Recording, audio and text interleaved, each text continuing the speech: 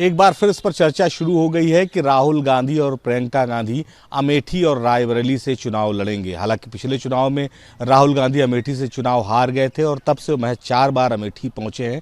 तो ऐसे में क्या वाकई में राहुल गांधी को अमेठी एक्सेप्ट करेगी कि या नहीं करेगी, ये तमाम ऐसे सवाल है। दूसरी अगर सीट की बात करें तो रायबरेली से प्रियंका गांधी के चुनाव लड़ने की उम्मीद जताई जा रही है। तो प्रियंका गांधी को रायबरेली में क्या रिस्पॉन्स मिलने वाला है, इस पर बात करने के लिए हमारे साथ कई वरिष्ठ पत्रकार हैं।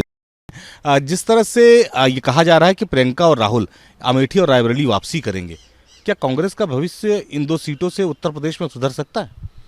देखिए, ये 2 सीटें तो कांग्रेस के लिए आज से नहीं कितने दशकों से अपनी एक परंपरागत स्ट्रांग होल्ड के तौर पर रही हैं और ये माना जाता था कि पूरे प्रदेश में कांग्रेस कहीं जीते न जीते, यहाँ तो ज़रूर जीतेगी। वहाँ के लोगों ने भी लगातार समर्थन दिया है पार्टी का और इन दोनों जो परिवार के सदस्य यहाँ से खड़े हुए हैं उनका। लेकिन पिछले कुछ सालों में मुझे लगता है ये समर्थन कुछ दरकता हुआ, कमज़ोर होता हुआ दिख रहा है। और पिछली जैसे राहुल गांधी चुनाव हारे और वायनाड ना पहुँचे होते तो मुश्किल हो जाती उनके लिए।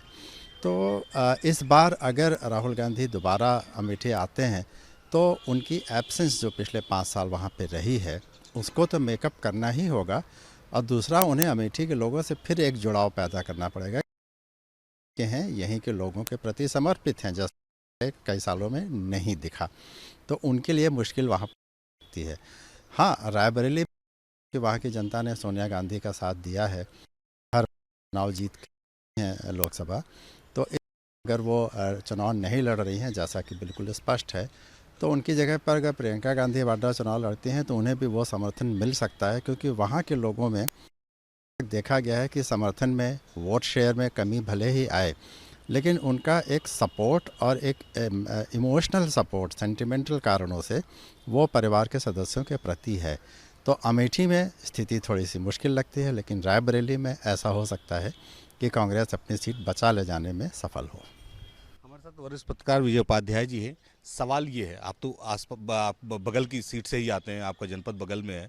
अमेठी और रायबरेली की जिस तरह की तस्वीर देखने को पिछले कुछ सालों में मिली, राहुल गांधी अगर अमेठी से चुनाव लड़ते हैं तो क्या परिस्थिति दिखने वाली है अगले 5 साल में, और प्रियंका अगर रायबरेली जाती हैं तो?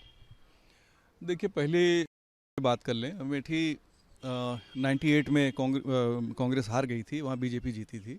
99 में सोनिया जी वहाँ आई और उनके इलेक्शन कैंपेन को प्रियंका गांधी ने संभाला था 99 में, और एक बहुत ज़बरदस्त विजय हासिल की सोनिया गांधी ने। उस समय अटल जी का लीडरशिप था, एनडीए बहुत मजबूत था, लेकिन फिर भी अमेठी सोनिया जी जीती और बहुत अच्छे वोटों से जीती, 3 लाख से ज़्यादा वोटों से जीती थी। उसके बाद राहुल जी आए 2004 से, फिर वो 14 तक जीतते हैं, 19 में हार जाते हैं। हारने का कारण भी इंटरनल था, जो उनका मैनेजमेंट था वो बहुत पुअर था, गलत लोगों के हाथ में वहाँ का चुनाव कैंपेन था, तो चुनाव हार गए। अभी जो हालात हैं, मुझे नहीं लगता कि राहुल जी वहाँ चुनाव लड़ने के लिए सीरियस हैं, क्योंकि ना उनका अभी कार्यालय एक्टिव हुआ है, ना वहाँ के जो कांग्रेस के कार्यकर्ता हैं उनको कोई निर्देश आया है, ना बूथ कमेटियों का रिन्यूअल हुआ है। और जब ये न्याय यात्रा लेके वहाँ गए थे तब भी इन्होंने कोई चर्चा चुनाव लड़ने की नहीं की। तो आप एक ऐसा इलाका जो आपका परिवार रहा हो, आपका घर रहा हो, वहाँ आप बताएं ही ना कि हमें क्या करना है, तो लोग बहुत ही परेशान हैं वहाँ के कांग्रेसी कि राहुल या गांधी परिवार का कोई चुनाव लड़ेगा कि नहीं लड़ेगा। सब तरह तरह के सवाल पूछते रहते हैं, लेकिन इन्होंने कोई संकेत नहीं दिया। अभी तक कोई संकेत नहीं है सिवाय इसके कि हम लोग चर्चा कर रहे हैं कि राहुल वहाँ से लड़ेंगे, लेकिन ग्राउंड पे कोई काम वहाँ नहीं हो रहा है। तो अगर राहुल सीरियस हैं चुनाव लड़ने के लिए तो उनको ग्राउंड पे वर्क करना पड़ेगा। उनके सामने चैलेंजेस बहुत हैं, जिस तरह से समाजवादी पार्टी के वहाँ के रूलिंग जो समाजवादी पार्टी के सिटिंग जो विधायक हैं गौरीगंज के, वो भाजपा के साथ उन्होंने वोट किया राज्यसभा में, और जो अमेठी की सपा की जो विधायक हैं महाराजी प्रजापति, तो वो एब्सेंट रहीं, वो भी एक तरीके से सपोर्ट रहा बीजेपी का। तो बीजेपी ने अपने को लगातार धीरे धीरे करके वहाँ ग्राउंड पे अपने को मजबूत किया है। कांग्रेस की एक्टिविटी वहाँ अभी उस तरह से नहीं है, यात्रा को छोड़ दिया जाए। अब आइए आप रायबरेली तो फिरोज गांधी के ज़माने से परिवार की है, फिर इंदिरा जी लड़ती हैं, फिर सोनिया जी लड़ती हैं, और रायबरेली में भी प्रियंका गांधी ने बहुत ही मेहनत किया है उस सीट को लेकर। लेकिन वहाँ पे थोड़ी गतिविधियाँ अच्छी हैं, वहाँ पे जो कांग्रेस की टीम है वो काम कर रही है, न्याय पंचायत स्तर पर उन लोगों ने काम किया है। हालांकि न्याय यात्रा में कोई घोषणा नहीं हुई कि कौन चुनाव लड़ेगा, कौन चुनाव नहीं लड़ेगा। अब चुनाव की अधिसूचना आने वाली है, तब अगर इनकी भी चुनाव लड़ने की डेट आती है या चुनाव लड़ने का अनाउंसमेंट आता है, तो आप समझ सकते हैं कि बहुत मुश्किलें पेश आने वाली है, जो तैयारी करने का वक्त नहीं है। और चुनाव आज के ज़माने में जब बीजेपी चुनाव लड़ती है तो कॉर्पोरेट बम्बिंग करती है, मल्टी लेयर फंक्शन करती है वो चुनाव लड़ने के लिए। वो सारी चीज़ों को ये कैसे उसका काउंटर कर पाएंगे? अभी जो इनका ऑर्गेनाइजेशन स्ट्रक्चर है उसको किस तरीके से करेंगे, तमाम काम इनके पेंडिंग है।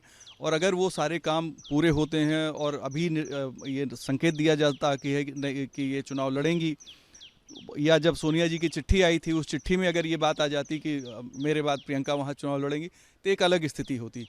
अब चैलेंज बहुत बड़ा है इनके सामने कि ये इस अपनी परंपरागत सीट पर कैसे अच्छे से लड़ें। और ख़ास तौर पे तब जब वहाँ मनोज पांडे जो समाजवादी पार्टी के एमएलए थे वो भी बीजेपी के साथ चले गए। उन्होंने ना सिर्फ वोट दिया बल्कि वो तो बीजेपी के साथ जाने ही वाले हैं। और मेरी जानकारी के हिसाब से वहाँ समाजवादी पार्टी के अभी 3 और एमएलए हैं, वो मेरी जानकारी के हिसाब से वो भी सिंपथाइज़र हैं सब मनोज पांडे के, यानी कि वो जाने के पहले उन्होंने अपनी बात कर रखी है। तो एक सीट बीजेपी के पास है, 4 सीट सपा के पास थी रायबरेली में विधानसभा की। तो जब आपके पास ज़्यादातर जो लोग हैं, जो कांग्रेस के पुराने लोग हैं, कई तमाम लोग तो बीजेपी ज्वाइन भी कर लिए, अभी इनके जो ब्लॉक प्रमुख वगैरह थे और दूसरे लोग थे, तो बीजेपी लगातार अपने को ताकतवर बना रही है और कांग्रेस ठहरी हुई है या नीचे जा रही है। तो अब इस चैलेंज को कैसे फेस करेंगे? दूसरा, जो परंपरागत तरीके से दोनों संसदीय क्षेत्रों को जो लोग कांग्रेस के मैनेजर के तौर पे या प्रियंका सोनिया के, राहुल के रिप्रेजेंटेटिव के तौर पे वहाँ देखते थे, उन लोगों को साइडलाइन कर दिया गया है। नए लोग आए हैं, अब नए लोगों को पता ही नहीं है कि किस इलाके का वोट किसके पास है, कोई नाराज़ है तो किसके कहने पे मान जाएगा, ये सारे फार्मूले उनके पास नहीं हैं। तो बहुत बड़ी चुनौती है। अगर चुनाव लड़ना है तो मुझे लगता है कि जल्दी से जल्दी घोषित करेंगे तो शायद इनको लाभ होगा, और जितना देर करेंगे उतना इनको नुकसान हो। अचानक आके चुनाव आप पलट दें, ये वो ज़माना नहीं है, ये नरेंद्र मोदी का ज़माना है जिसमें कारपेट बॉम्बिंग की तरह है और मल्टी लेयर फंक्शन इनका चलता है। तो उसका मुकाबला करने के लिए समय इनके पास बिल्कुल नहीं है। ठीक है सर, जिस तरह से देखा गया कि पिछले चुनाव में राहुल गांधी चुनाव अमेठी से हार गए, स्मृति ईरानी नया चेहरा थी, उनको लोगों ने उन पर भरोसा जताया, लेकिन ऐसा नहीं कि पिछले कुछ 5 साल में स्मृति ईरानी को लेकर नाराजगी हो और जो अमेठी के लोगों के जो ब्लड में कांग्रेस वाली स्थिति थी वो दोबारा हो जाए और राहुल गांधी खाली खड़े हो जाए, चुनाव जीत जाए। ऐसा कई बार बहुत सारे क्षेत्रों में देखा भी गया। देखिए, ऐसा तो हर जगह संभव है। चुनाव में जैसे हमारे देश में जिस तरह के चुनाव होते हैं उसमें ऐसे उलटफेर हुए हैं लेकिन कुछ चीज़ें बिल्कुल फ़र्क दिखती हैं इस बार। पहला तो ये कि भारतीय जनता पार्टी में जो एक सेल्फ कॉन्फिडेंस है, एक नए तरीके से चुनाव लड़ने की जो एक प्रक्रिया उन्होंने पिछले कुछ सालों में अपनाई है, उसके चलते स्मृति ईरानी भी अपने पूरे क्षेत्र में लगातार दौरे करती रहती हैं, लोगों के घर में जाके मिलती रहती हैं, महिलाओं से और तमाम सारे वोटर से एक संवाद स्थापित करती हैं। तो मुझे ऐसा लगता है कि उन्होंने वो कनेक्ट इस्टेब्लिश किया है जो कि राहुल गांधी अपने समय पर करने की कोशिश ज़रूर करते थे लेकिन कर नहीं पाते थे, और उन्हें जो परिवार के प्रति समर्थन था उसका फ़ायदा मिलता था। स्मृति ईरानी बिल्कुल साफ़ है कि वो उत्तर प्रदेश से भी नहीं बिलोंग करती हैं, लेकिन जिस तरह से उन्होंने अमेठी पे काम किया है अपनी कॉन्स्टिट्यूंसी को लेकर और तमाम सारी योजनाएं वहाँ पे लाई हैं, वहाँ पे महिलाओं के लिए तमाम सारे काम किए हैं, तो अपने लिए एक जगह तो उन्होंने बनाई है। ये हम मान सकते हैं कि उनका एक इमोशनल कनेक्ट उस तरह से परिवारों के अंदर नहीं है, परिवार की बुज़ुर्ग महिलाओं पे, बुज़ुर्गों में उस तरह से नहीं है जैसे कि कांग्रेस के प्रति वहाँ के लोगों का हुआ करता था। लेकिन ये कहना कि अगर राहुल गांधी अपना कैंडिडेचर वहाँ से अनाउंस करते हैं तो रातों रात वो सारे सेंटिमेंट्स फिर उनके पक्ष में चले जाएंगे, ये मुझे मुश्किल लगता है। क्योंकि भारतीय जनता पार्टी ने ज़रूर जिस तरह से उनके चुनाव लड़ने का तरीका है इस एस्पेक्ट को भी कंसिडर कर रखा होगा, जिसके लिए उन्होंने तैयारी कर रखी होगी। और तमाम सारे अभी चुनाव के ऐसे तौर तरीके बाकी हैं जो अभी भारतीय जनता पार्टी वहाँ पे एक्सरसाइज कर सकती है अगर वहाँ पे राहुल गांधी पहुँचें। तो इसलिए स्मृति ईरानी ने अब जैसे वहाँ पे अपने घर की भी घोषणा कर दी, गृह प्रवेश भी कर दिया और तमाम तरह के मैसेज देने की कोशिश की है कि अब वो यहीं की होके रहेंगी। तो इससे लोगों को ये तो लगता है कि राहुल गांधी कभी यहाँ रहेंगे नहीं, लेकिन स्मृति ईरानी ने तो घर भी बना लिया। तो ऐसा हो सकता है कि राहुल यहाँ से चुनाव लड़ने की कोशिश करें या घोषणा करें तो कुछ उनके प्रति एक सपोर्ट और समर्थन की भावना कुछ लोगों में हो। लेकिन अधिकतर लोगों को ये भी पता है कि जिस तरह से उत्तर प्रदेश सरकार ने वहाँ के लिए और पूरे क्षेत्र के लिए जिस तरह से काम में सपोर्ट किया है, वैसा किसी और यानी कि कांग्रेस के सीट जीतने पर उनको नहीं मिलेगा। तो ये जो प्योरली एक लाभ की वजह से किसी को सपोर्ट देने की एक नई परंपरा शुरू हुई है पूरे देश में, इस वजह से भी शायद राहुल गांधी को अब अचानक से समर्थन मिलना मुझे तो मुश्किल दिखता है। अच्छा, रणनीतिक तौर पर कांग्रेस के दो बड़े नेता राहुल गांधी और प्रियंका गांधी दोनों उत्तर प्रदेश से चुनाव लड़े, अगल बगल की सीट से चुनाव लड़े, कोई अमेठी से कोई रायबरेली से। कांग्रेस की इस रणनीति को आप किस तरह से देखते हैं, अगर इस तरह से रणनीतिक तौर पर चुनाव लड़ते तो? देखिए, कांग्रेस की कोई रणनीति साफ नहीं है। न्याय यात्रा इनकी यूपी आनी थी, 3 बार उसका रास्ता बदला और मीडिया को एकदम 11th आवर में जानकारी दी गई कि राहुल जी अब यहाँ आ रहे हैं, इस तरह से यात्रा का रूट होगा, तो छिपा के यात्रा कराई जा रही थी। हम लोग खुद भी कोशिश कर रहे थे जानने की किधर से यात्रा जाएगी, कहाँ रात्रि विश्राम होगा, कहाँ जनसभा होगी। वो सब भी इवन की जो कांग्रेस कमेटी के जो जिम्मेदार लोग हैं उनको शायद उनको ही नहीं पता था, तो वो मीडिया को कैसे बताते। तो ये एक संकट हो गया। दूसरा, आपका कोई कार्यालय अभी नहीं फंक्शनल है वहाँ अमेठी में, जो हमेशा इसके पहले के दौर में ऐसा होता रहा है कि परिवार भले ही वहाँ से चुनाव लड़े न लड़े, लेकिन कोई न कोई रिप्रेजेंटेटिव इनका वहाँ रहता था। अमेठी में वो स्थिति नहीं है। एक नए तरीके की कांग्रेस है जिसका पब्लिक से जुड़ाव बहुत कम हो रहा है। बातें बहुत अच्छी हैं, अटैक बहुत ज़बरदस्त है मोदी जी पर, लेकिन जो संगठन की संरचना है और जो लोगों से संवाद है वो बहुत कमज़ोर है। तो ये एक बड़ा कारण है कि जो इनको दिक्कत होगी। माफ़ करिए। दूसरा, जो आप कह रहे हैं बगल बगल की सीट, चर्चा तो ये भी है कि प्रियंका जी एक सीट रायबरेली लड़ेंगी, एक दक्षिण भारत लड़ेंगी, मेडक की आंध्र प्रदेश में। राहुल जी के साथ यही सेम चर्चा है कि एक अमेठी लड़ेंगे, एक वायनाड या कोई और सीट हो सकती है। तो चर्चाएं हैं ये, लेकिन वास्तव में क्या होना है ये किसी को पता नहीं है, सिवाय इनके कि उनके जो टीम के लोग हैं उनको। लेकिन अगर आप अपनी एक्टिविटी नहीं शुरू करेंगे तो एग्ज़ाम के ठीक पहले आप कौन से 5 इंपॉर्टेंट क्वेश्चन हल करेंगे कि आप पास हो जाएं, पासिंग मार्क मिल जाए। अब तो टिक लगाने वाले क्वेश्चन आते हैं एक नंबर के, और आप अगर रट के जाएंगे तो नहीं कर पाएंगे। आपको तो पुराने ज़माने का डिस्क्रिप्टिव आंसर लिखने का दौर चला गया है कि 5-10 क्वेश्चन रटा आपने, अब ऑब्जेक्टिव क्वेश्चन आ गए। तो ऑब्जेक्टिविटी कांग्रेस में भी दिखनी चाहिए, उनके ऑर्गेनाइजेशन में भी दिखनी चाहिए, और आप अचानक आके चुनाव जीत जाएं, ऐसा वो दौर नहीं है। क्यों? बीजेपी 24/7 ग्राउंड पे काम कर रही है। जैसा सर ने कहा कि वहाँ पे स्मृति ने अपना घर बना के एक मैसेज भी दिया है। दूसरी बात यह है कि पुराने ज़माने में, आज से 20 साल पहले की जो राजनीति होती थी, उसमें सोसाइटी की अलग अलग लेयर थी। ओबीसी क्लास किस तरह से वोट करेगा वो आप अंदाज़ा लगा सकते थे। जो शेड्यूल कास्ट की जातियां हैं 66, वो किस तरह से वोट करेंगी उसका आप अंदाज़ा लगा सकते हैं। वो आपके साथ रहेंगी कि आपके साथ नहीं। आजकल की राजनीति ये है कि ओबीसी की 79 जातियों में सभी जातियां अलग अलग तरीके से सोचती हैं। वो कोई ग्रुप नहीं रहा, मतलब कागज़ में ग्रुप है, सोसाइटी में और वोटिंग में और राजनीति में वो ग्रुप नहीं रहा। हम बात जरूर उसकी, लेकिन वहाँ कास्ट की बात होती है। जैसे आप राजभर कास्ट की बात करेंगे, निषाद की बात करेंगे, यादव की बात करेंगे, कुर्मी की बात करेंगे, प्रजापति की बात करेंगे, यानी हर बिरादरी की आपको अलग अलग बात करनी पड़ती है। आप ओबीसी वर्ग वाली बात नहीं है ना।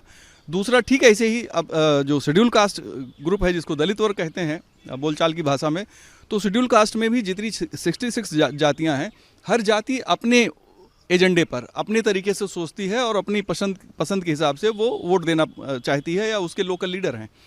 तो ये जो पैटर्न राजनीति का नया आया है, शायद ये अब लोगों को समझ में नहीं आ रहा, लेकिन बीजेपी इसको समझती है। इसीलिए उत्तर प्रदेश में बीजेपी ने किसके साथ तालमेल किया है? बीजेपी ने तालमेल किया है कुर्मियों की पार्टी अपना दल सोनेलाल, उसने तालमेल किया है निषाद पार्टी यानी जो निषाद समुदाय की पार्टी है, उसने तालमेल किया है राजभर से जो राजभर की पार्टी है, प्योरली राजभर की पार्टी।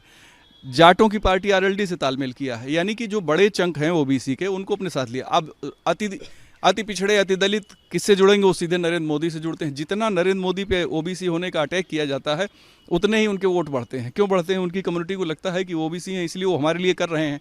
कर कैसे रहे? प्रधानमंत्री आवास है, उज्ज्वला योजना है, किसानों का सम्मान निधि है, सहित तमाम योजनाएं हैं जो लाभार्थी समूह है।